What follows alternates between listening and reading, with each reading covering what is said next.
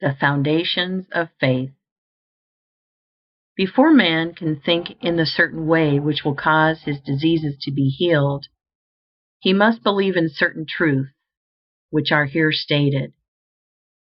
All things are made from one living substance, which, in its original state, permeates, penetrates, and fills the interspaces of the universe. While all visible things are made from it, yet this substance, in its first formless condition, is in and through all the visible forms that it has made. Its life is in all, and its intelligence is in all. This substance creates by thought, and its method is by taking the form of that which it thinks about. The thought of a form held by this substance causes it to assume that form. Thought of a motion causes it to institute that motion. Forms are created by this substance in moving itself into certain attitudes or positions. When original substance wishes to create a given form, it thinks of the motions which will produce that form. When it wishes to create a world, it thinks of the motions, perhaps extending through ages, which will result in its coming into the attitude and form of the world, and these motions are made.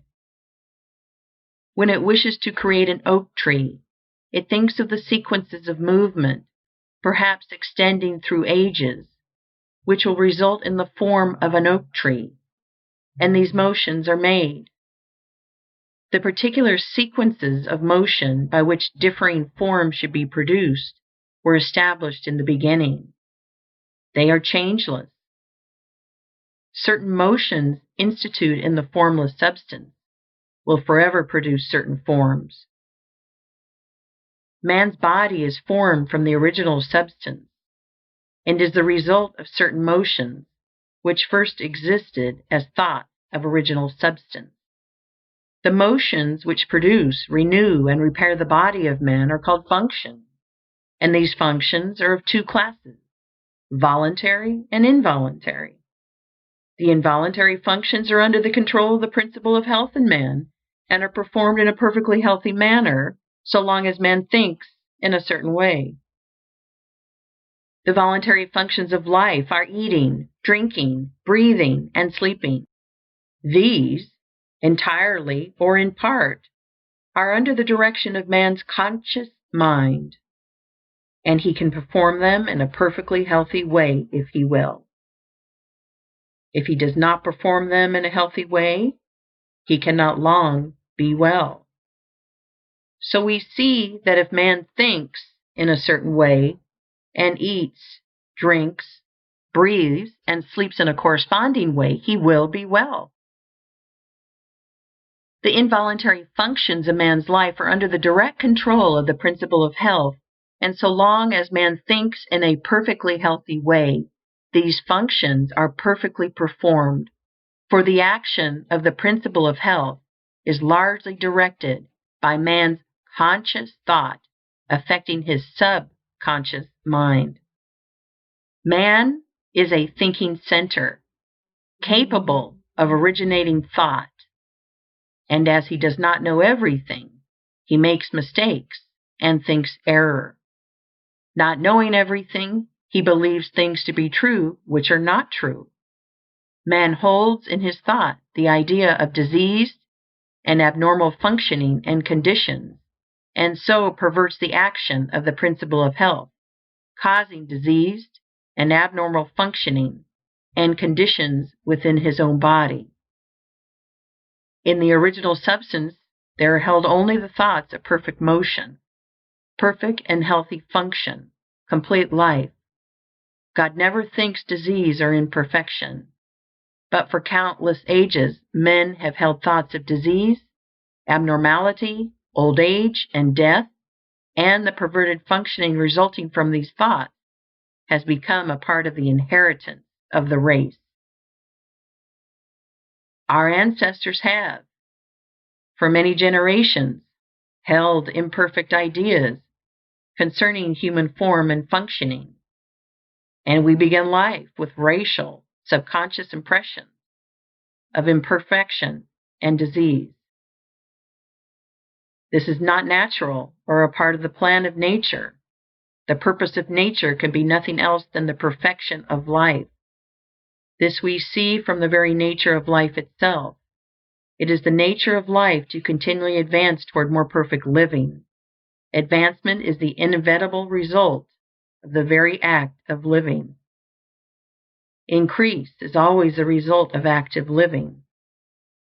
Whatever lives must live more and more. The seed, lying in the granary, has life, but it is not living.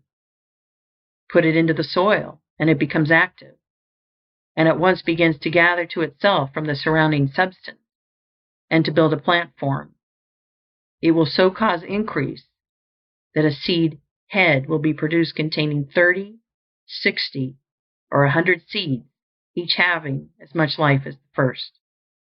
Life by living increases. Life cannot live without increasing, and the fundamental impulse of life is to live. It is in response to this fundamental impulse that original substance works and creates. God must live, and He cannot live except as He creates and increases. In multiplying forms, He is moving on to live more. The universe is a great advancing life, and the purpose of nature is the advancement of life toward perfection, toward perfect functioning. The purpose of nature is perfect health. The purpose of nature, so far as man is concerned, is that he should be continuously advancing into more life and progressing toward perfect life, and that he should live the most complete life possible in his present sphere of action. This must be so, because that which lives in man is seeking more life. Give a little child a pencil and paper, and he begins to draw crude figures. That which lives in him is trying to express itself in art. Give him a set of blocks, and he will try to build something. That which lives in him is seeking expression in architecture. Seat him at a piano, and he will try to draw harmony from the keys. That which lives in him is trying to express itself in music. That which lives in man is always seeking to live more. And since man lives most when he is well, the principle of nature in him can seek only health. The natural state of man is a state of perfect health, and everything in him and in nature tends toward health.